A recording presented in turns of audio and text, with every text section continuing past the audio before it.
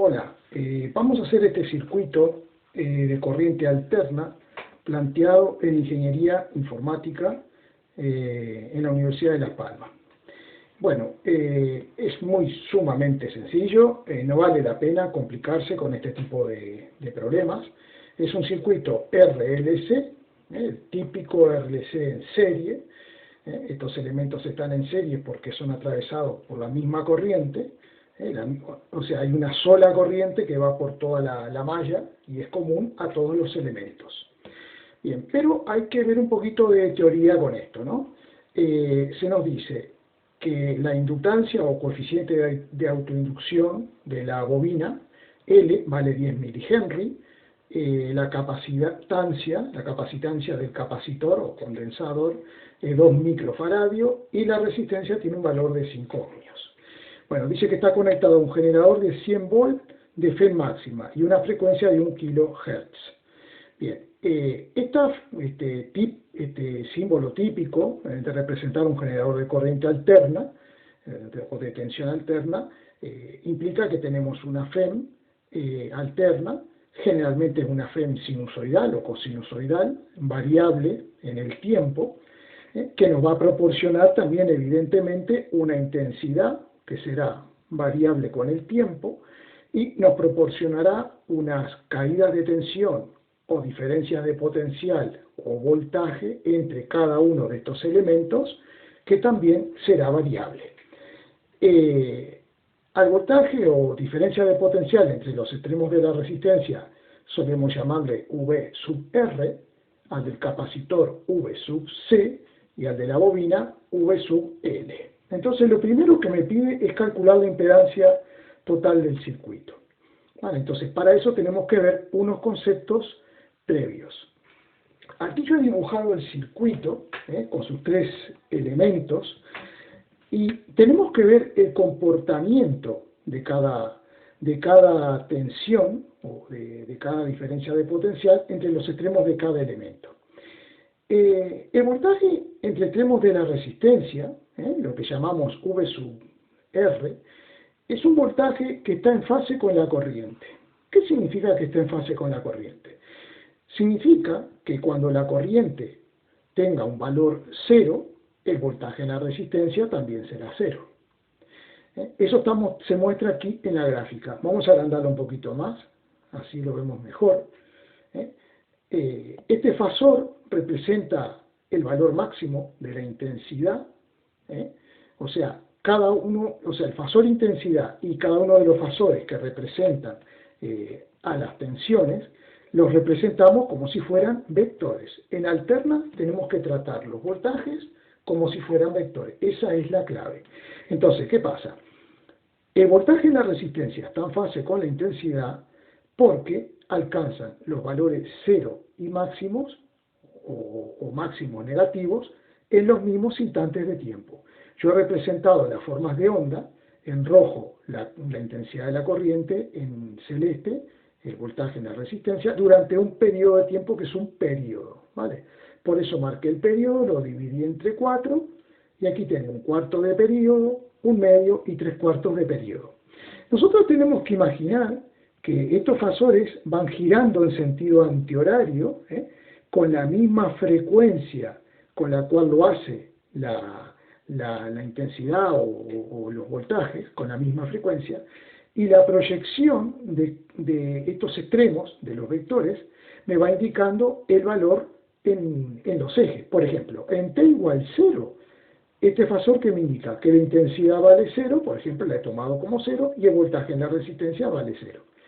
Cuando esto ha girado 90 grados, la punta de este vector estará aquí arriba, indicándome el valor máximo que ocurrirá en un cuarto de periodo, porque esto ha girado un cuarto, así de sencillo, y el voltaje en la resistencia que gira también. Todo este sistema gira junto, en sentido antihorario, ¿vale? También estará ahí arriba, indicándome el valor máximo. Y así sucesivamente, proyectando las puntas de flecha en cada instante sobre este eje, yo puedo construir estas gráficas.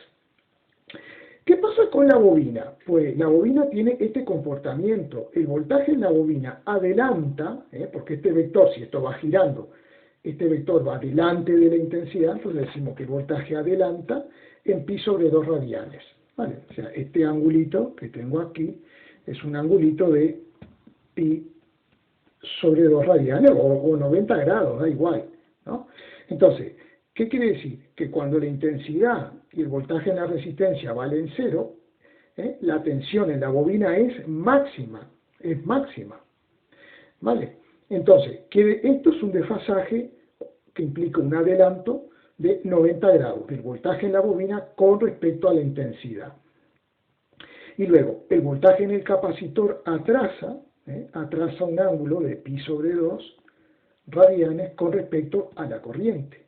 Esto es que cuando la corriente vale 0, el voltaje en el capacitor es máximo, pero de valor negativo. ¿Vale? Entonces, cuando la corriente es máxima, el voltaje instantáneo en la resistencia en ese momento es máximo, el voltaje en la bobina es 0 y el voltaje en el capacitor es 0. Una cosa, en un circuito en serie, como el que nosotros tenemos dibujado aquí, como la intensidad de la corriente es la misma por cada elemento, porque es un circuito en serie, entonces la tomamos como fasor de referencia. ¿Vale? La tomamos como fasor de referencia. Y vamos a ver cómo los voltajes están desfasados respecto a la intensidad cuando nosotros tengamos que establecer las ecuaciones o las funciones de voltaje para cada uno de estos voltajes.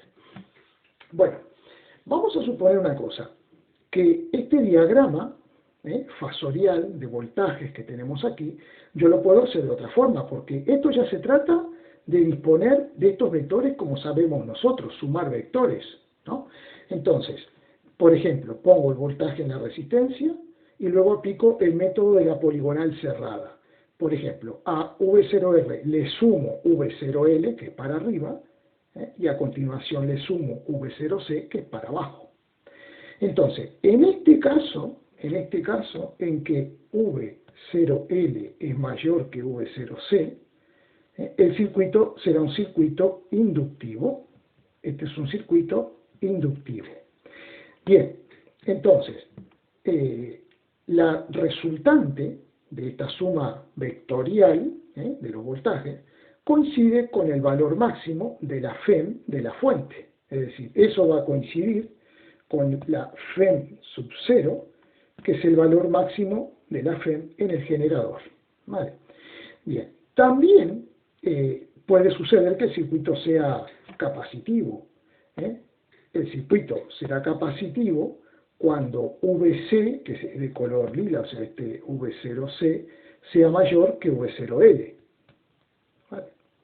Entonces, en ese caso, V0C será mayor que V0L y el circuito será capacitivo.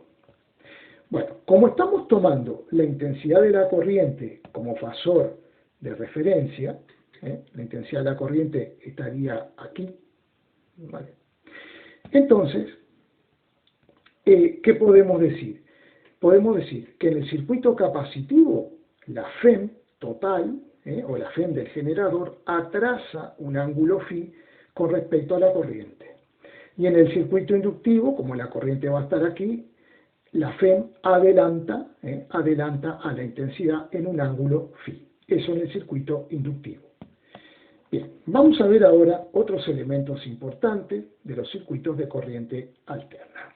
Vamos a achicar un poquito esto para poder escribir. Bien,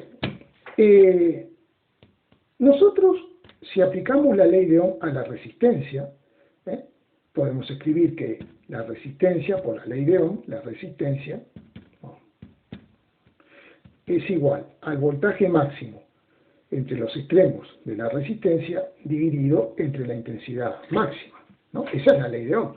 Por lo tanto, si yo quiero aquí V0R, el voltaje máximo en la resistencia, simplemente tengo que hacer I0 por R. Bien, ¿qué pasará si dividimos el voltaje máximo entre los extremos de la bobina dividido entre la intensidad máxima? Eso nos va a dar algo que nosotros llamamos XL, que es la reactancia inductiva. Reactancia reactancia inductiva. Reactancia inductiva. ¿Vale? Entonces, XL nosotros lo vamos a calcular multiplicando la frecuencia angular omega por el coeficiente de autoinducción. Estas relaciones las tenemos que saber sí o sí. ¿Vale? Es importantísimo para poder obtener de la manera más fácil las ecuaciones para los voltajes. Bien, y por otro lado, si nosotros dividimos V0C entre I sub 0, esto me va a dar XC, que se llama lo mismo, o sea, reactancia, pero ahora va a ser capacitiva. Capacitiva. La reactancia capacitiva la calculamos como 1 sobre omega por C. Vale. Entonces, como el cociente entre un voltaje y una intensidad me da ohmios, entonces quiere decir que tanto R como la reactancia inductiva y la reactancia capacitiva se van a medir en ohmios. O sea, XL, esto me da ohmios y esto me da ohmios. ¿Vale? Bien, para eso L tiene que estar en henrios y la omega en radianes por segundo. Y aquí la capacitancia tiene que estar en faradios, ¿vale? Y la omega también en radianes por segundo o segundo a la menos 1. Bien, entonces, si nosotros dividimos cada uno de los lados de este triangulito que tenemos aquí, ¿no? Si lo dividimos entre la intensidad máxima como hemos hecho aquí, ¿no? Si a cada voltaje lo dividimos entre la intensidad máxima, obtenemos un triángulo semejante, que es este que aparece aquí, que se llama triángulo de impedancia. ¿Vale? V0R sobre la intensidad me da R. Luego, aquí sería la diferencia de V0L sobre I menos V0C sobre I, que eso me da lo que se llama simplemente a secas reactancia, que esta reactancia sería XL menos XC, ¿no? Obviamente. Bien, entonces, a esta hipotenusa se le da el nombre de impedancia Z. ¿Vale? Impedancia Z. Es muy importante. Entonces, podemos decir que la impedancia Z la vamos a calcular como FEM sub 0 sobre I sub 0. Y también podemos obtenerla de este triangulito por Pitágoras, ¿no? Por ejemplo, la impedancia Z es la raíz cuadrada de R cuadrado más X al cuadrado. Bien, aquí queda un ángulo que es muy importante, que es el ángulo de desfasaje entre la tensión y la corriente, que aquí también se ve, ángulo de desfasaje entre la tensión y la corriente, que se puede calcular fácilmente el ángulo φ haciendo arco tangente de X sobre R. Bien, con estos elementos nosotros ahora vamos a pasar a resolver el circuito. ¿Vale? Entonces, lo que vamos a hacer es, como esta teoría ya la tenemos, vamos a hacer los cálculos para resolver este circuito tan pero tan sencillo. Voy a borrar esto. Vale, vamos a borrar esto. Bueno, eso lo puedo dejar. Lo primero que vamos a hacer, nosotros tenemos que en este circuito se nos dice que la resistencia vale 5 ohmios. Resistencia de 5 ohmios. Vamos a calcular omega L, que es 2pi por la frecuencia por L. Entonces me queda 2 por pi por la frecuencia, que es 1 kHz, o sea, 10 a la 3 Hz, por L, que vale 10 milihenrios, o sea, 10 por 10 a la menos 3. Entonces, esto nos va a estar dando 62,8 ohmios. Bueno, para hallar omega C, hacemos lo mismo, hacemos 1 sobre omega, que es 2pi por la frecuencia, que es 10 a la 3, por C, y la capacitancia es 2 microfaradios, 2 por 10 a la menos 6. Vale, esta cuenta nos estará dando 79,6 ohmios. Vale, entonces, ¿qué es lo que observamos? Observamos que la reactancia capacitiva, o sea, esto es XC y esto es X sub L, vemos que XC es mayor que XL. Por lo tanto, ¿en qué condición estamos de estas dos? Estamos en esta. Es un circuito capacitivo. ¿Vale? Es un circuito capacitivo porque aquí la resta que yo tendré que poner será XC menos XL. Vale, entonces, vamos a empezar lo primero que me pide es la impedancia total. ¿Vale? Lo primero que me pide es la impedancia total. Entonces, para hallar la impedancia, yo tengo el triangulito, entonces tengo que R vale 5 ohmios, aquí voy a poner X, que será XC menos XL, que eso me va a estar dando, 16,8 ohmios, y esto será igual a Z. Z, si lo hallo por Pitágoras, será la raíz cuadrada de 5 al cuadrado más 16,8 al cuadrado. Entonces Z me va a dar 17,5 ohmios. Y vamos a hallar el angulito φ. El angulito φ será arco tangente de, o sea, φ va a ser igual a arco tangente de 5 partido, a ver, aquí lo puse, es X sobre R, ¿no? Cuando puse, no sé si lo puse bien, pero es arco tangente, es cateto opuesto sobre adyacente, o sea, X sobre R. Vale, entonces X es 16,8, esto es 16,8 partido 5. Vale, entonces, eso me va a dar a mí un angulito de, esto me da un angulito de menos 73,4 grados. ¿Vale? Bien, entonces, a ver, vamos a hacer lo siguiente, ya tengo Z, ¿no? Ya tengo Z, que me dio 17,5, un angulito de menos 73,4 grados, ¿no? Que es este angulito que tenemos aquí. Vale. Yo voy a poder escribir Z de esta forma. La impedancia Z la voy a poder escribir así. 17,5, y el ángulo lo pongo así, haciendo esta llave, y pongo menos 73,4 grados.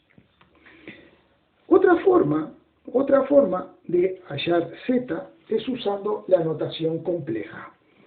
Por ejemplo, Z tiene una parte real, que es la resistencia, y una parte imaginaria, que es la reactancia. Entonces, nosotros lo que podemos hacer es a XL llamarle 62,8 J, positiva, porque es para arriba, o sea, XL sería hacia arriba, igual que V sub 0L, y a XC le podemos llamar menos 79,6 J, ¿no? Y entonces, si quiero calcular la impedancia Z, también lo puedo hacer así. La parte real, que son 5 ohmios, más 62,8 J, menos 79,6 J. Todo es ohmios, ¿no? Todo es ohmio. Entonces, de esta forma, Z me daría 5 menos 16,8 J ohmios. Entonces, la estamos expresando en esta forma.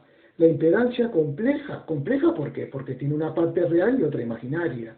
Entonces, la estamos expresando en forma polar, como un complejo en forma polar, y aquí estamos expresando la impedancia en forma binómica, que son las dos formas en las que podemos nosotros expresar el complejo. Bien, entonces, vamos a ver, como necesito un poquito de espacio, voy a dejar Z, voy a dejarlo ahí. Entonces la primera parte, que es la parte A, ya está calculada, la parte A del problema, ¿no? Entonces, en la parte A nos preguntaba la impedancia total del circuito. La parte B, la intensidad que circula por el circuito. Bueno, eso es muy sencillo.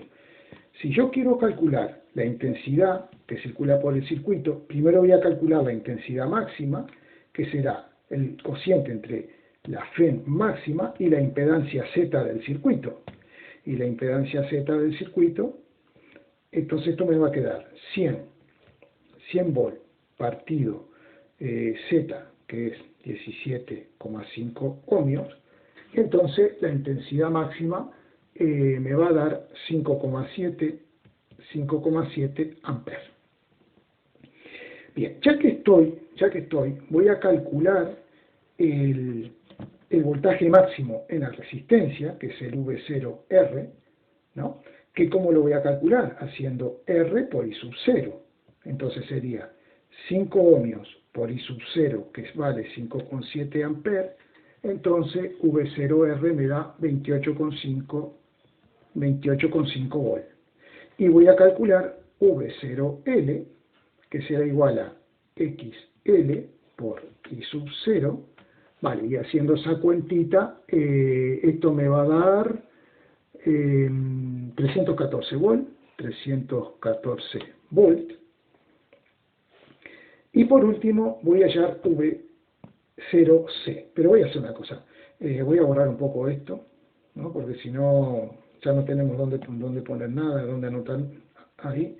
Entonces me va a quedar V0C será XC por I sub 0. ¿Vale?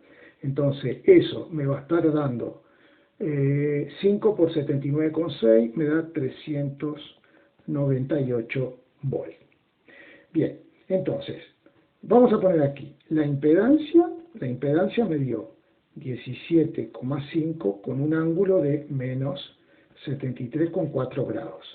El V0L me dio 314 volt y el V0R me dio 28,5 volt.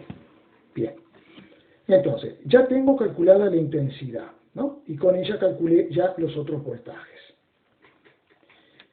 Ahora, lo que me piden, cuando me dicen las tensiones en cada elemento, en la resistencia, en el capacitor y en la bobina, yo tengo que escribir sus ecuaciones. Y esto es lo más fácil del mundo, porque, por ejemplo, como la intensidad la estoy tomando como fasor de referencia, primero escribo una ecuación para la intensidad, que sería I sub 0, y por ejemplo puedo tomar, no tengo por qué tomar coseno, puedo tomar seno, por seno de omega t, ¿vale?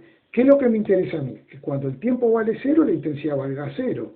Entonces, si el tiempo vale 0, omega por 0 me da 0, seno de 0 es 0, por la intensidad máxima me va a dar 0.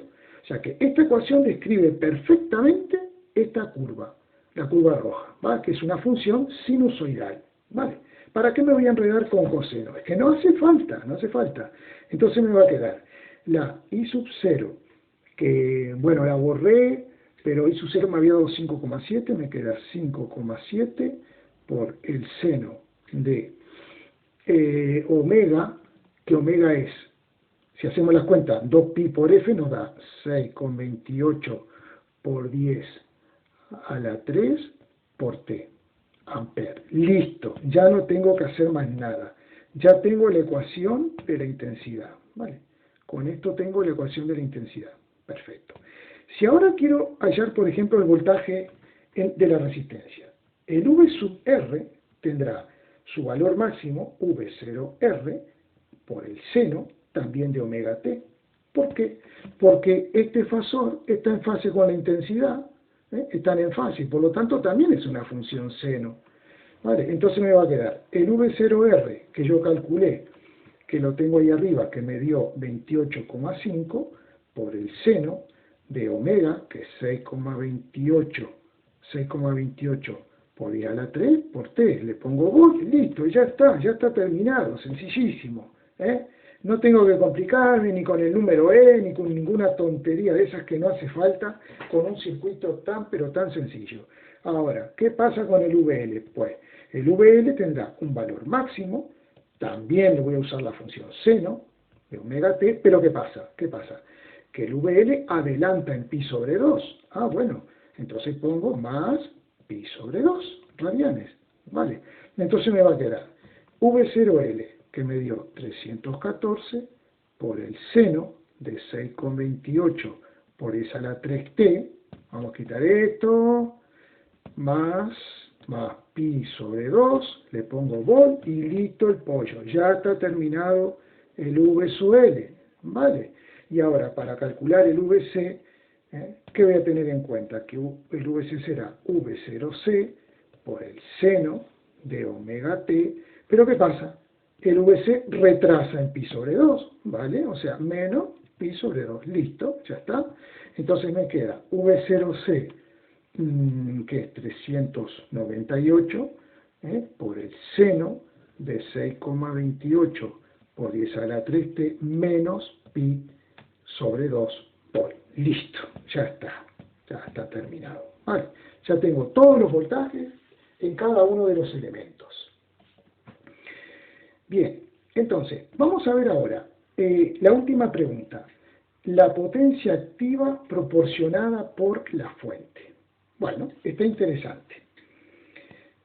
Voy a borrar ahora estas ecuaciones, ¿no? Pueden volver para atrás en el vídeo, adelantarlo, lo que sea. Bueno, vale. A ver, la potencia activa es la potencia disipada ¿en dónde? En la resistencia. Vale. Y la vamos a calcular como la intensidad eficaz al cuadrado por el valor de la resistencia. ¿Qué es esto de la intensidad eficaz? La intensidad eficaz es la intensidad que mediría un amperímetro, o sea, si yo abro el circuito, ¿no?, e intercalo un amperímetro, en la escala de alterna, por supuesto, el valor que va a medir es el valor eficaz. El amperímetro no va a seguir las variaciones instantáneas de la corriente para un lado y para el otro, como vemos aquí, sino que me da un valor, que es el valor eficaz, que se calcula así. Es el valor máximo partido raíz de 2. Y todo esto tiene que ir al cuadrado y por R. Entonces me quedará I sub 0 al cuadrado por R, raíz de 2 al cuadrado me da 2. Entonces, vamos a calcular la potencia activa. La I sub 0 me había dado 5,7. 5,7 al cuadrado por R, que es 5 ohmios, dividido 2. Entonces, vamos a hacer las cuentitas, 5,7 al cuadrado por 5 dividido 2, me da 81,2. 81,2 vatios. Bien, esta potencia activa también se llama potencia eficaz, ¿vale?, en un circuito, y la potencia eficaz se calcula así. La FEM eficaz por la I eficaz por el coseno del ángulo φ, y al coseno del ángulo φ se le llama factor de potencia. ¿Vale? Se le llama factor de potencia. Entonces, si nosotros queremos calcular esto, ¿no?, tendríamos que hacer, bueno, voy a borrar esto. ¿Qué tendríamos que hacer? Tendríamos que hacer la FEM eficaz. La FEM eficaz es la FEM máxima dividido raíz de 2 por la intensidad eficaz, que es I sub 0 partido raíz de 2, y el coseno del ángulo φ, si nosotros observamos, el coseno que es R sobre Z, ¿no? Coseno de φ sería por R partido Z. Entonces, ¿qué me queda? Me queda FEM sub 0 por I sub 0 por R, raíz de 2 por raíz de 2 es 2 por Z. A ver si me da esto para hacerlo. FEM sub 0 es 100. La I sub 0, 5,7. Por R, que es 5. Todo esto partido 2 por la impedancia Z, que Z nos había dado 17,5. 17,5. Vamos a ver cuánto nos da ese resultado. Sería 100 por 5,7 por 5,7 por 5 dividido 2 por 17,5, y efectivamente me da 81,2 vatios. Es decir, que la potencia eficaz en un circuito de corriente alterna coincide con la potencia activa, que es la potencia disipada en la resistencia.